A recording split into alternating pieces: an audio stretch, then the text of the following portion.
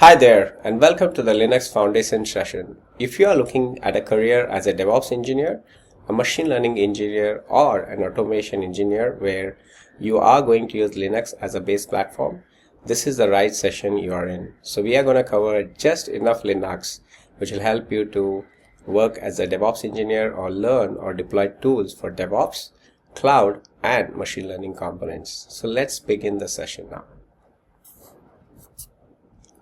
So the very first release of Linux was done in 1991 by a person called as Linus, and it is available for free. You don't need to pay any licensing. There are free versions of Linux and also a paid version of Linux, which I'll be talking about a little later.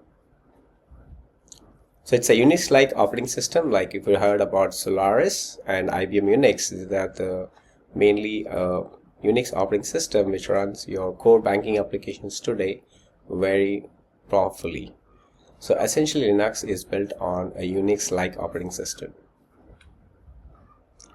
So let's look at Linux in a little greater detail. So one, Linux is free and open source, which means without paying a license you could download Linux, install it, and run it in your data centers. Second, it is based on Unix OS as discussed earlier, and Linux is widely used by developers, IT professionals, and even the hobbyists for that matter. Feeling stuck in your career? GenAI-Training can help, the first blended e-learning platform for professionals. Learn from top instructors worldwide and get your doubts solved in real time. Empower your career with GenAI. Visit GenAI-Training.in now.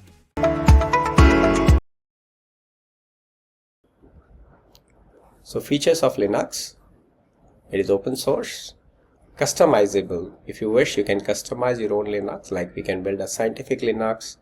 We could build a Linux with something which is more important only for your organization.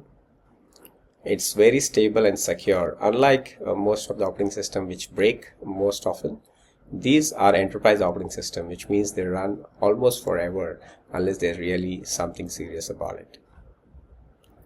It is used for multitasking, so you can run multiple applications on the same operating system. For example, you can have a Linux OS, install Apache web server, install a MySQL server, install something else, and run all these apps on a single machine, and it can work for you.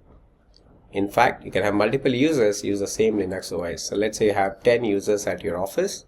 You can have a single Linux operating system, create 10 users on the OS, and all the 10 users will have their own home directory and work as if it's their own dedicated operating system.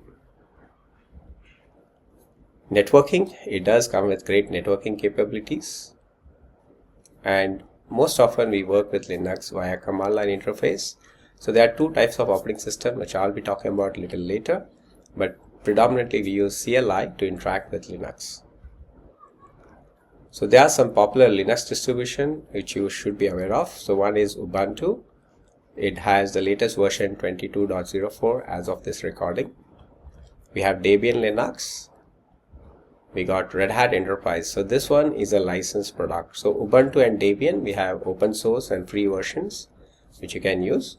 But you want support from them, you can buy a subscription. But Red Hat, you can only use it if you buy a Linux subscription from them.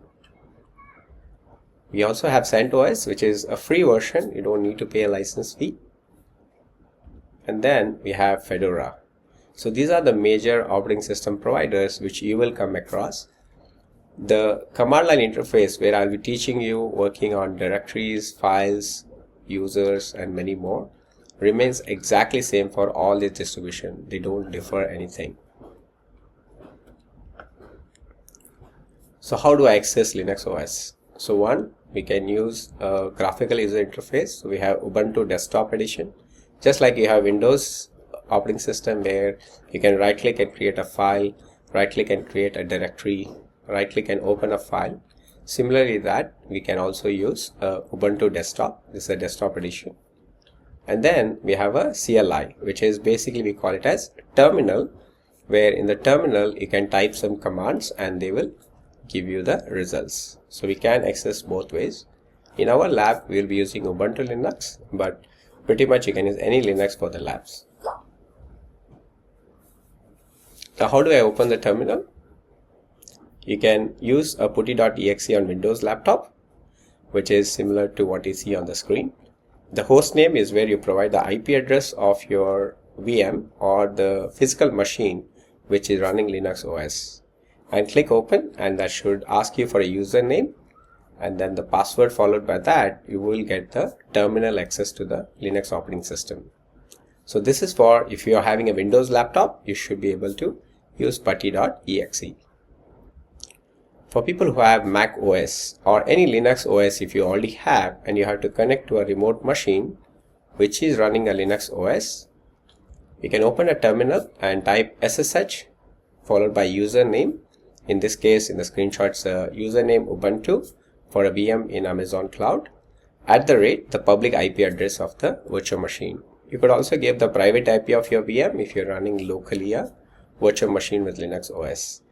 So these are two ways how you can connect. So one, the putty, which is for Windows laptop users, and two, which is a terminal on Mac OS. Feeling stuck in your career? GenAI-Training can help, the first blended e-learning platform for professionals.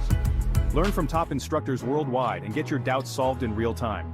Empower your career with GenAI. Visit GenAI-Training.in now.